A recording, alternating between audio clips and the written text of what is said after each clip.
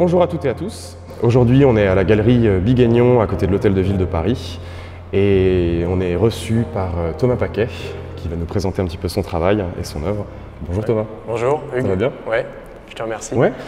Alors, est-ce que tu peux nous parler déjà, te présenter un petit peu simplement? Ouais. En quelques mots, je suis Thomas Paquet, j'ai 42 ans et je pratique la photographie depuis que je suis adolescent. Ça a été une pratique qui m'a été transmise par mon papa, qui était photographe, amateur. Il y avait un laboratoire noir et blanc à la maison, donc j'ai des premiers souvenirs d'odeurs, de chambre noire, de lumière inactinique. J'ai ce rapport aussi à l'argentique, donc je comprends bien.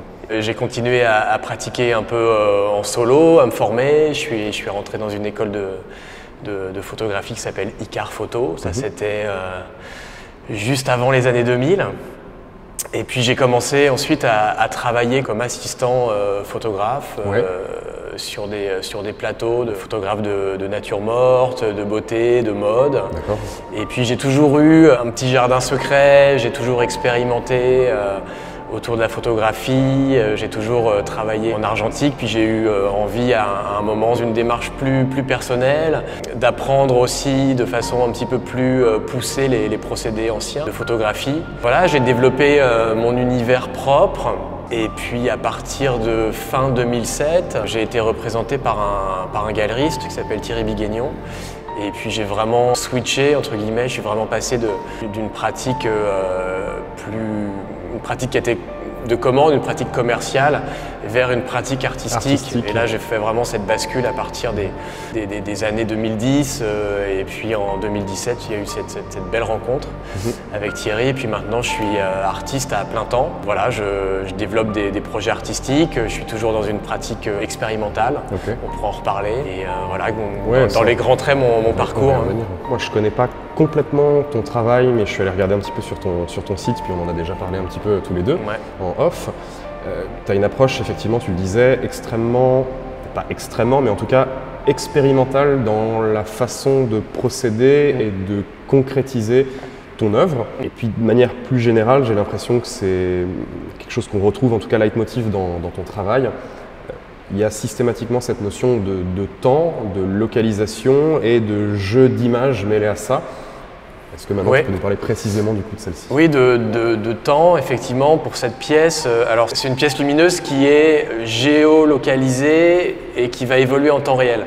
C'est-à-dire qu'il y a un petit programme à l'intérieur de cette boîte qui est une finition en acier. Il y a un petit micro-ordinateur à l'intérieur de tout ça et ce micro-ordinateur calcule en temps réel la position de la Lune et la position du Soleil et restitue par un jeu de dégradés la position de ces deux astres.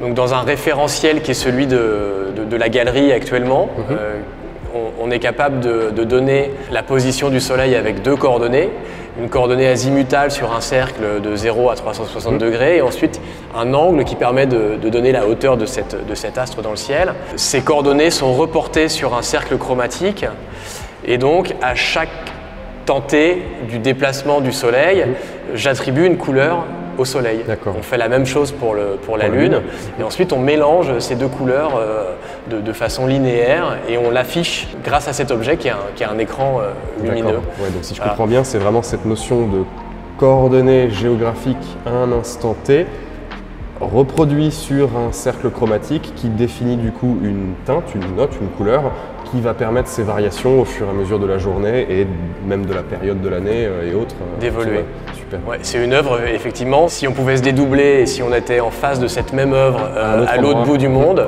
ou à un autre endroit de la planète, on ne verrait pas la même chose. D'accord. Est-ce que tu as un petit mot pour Nation Photo, on va dire, de manière globale, comment tu as connu? Alors, tu es un ami de Max? Ouais, j'ai connu Max, donc le fondateur de Nation Photo, il y a une bonne quinzaine d'années, je pense. À l'époque, il était dans la boutique. Dans le projet de dans lancement la boutique de Nation à Nation, Photo. il était derrière le comptoir, il recevait les clients, il était derrière les machines.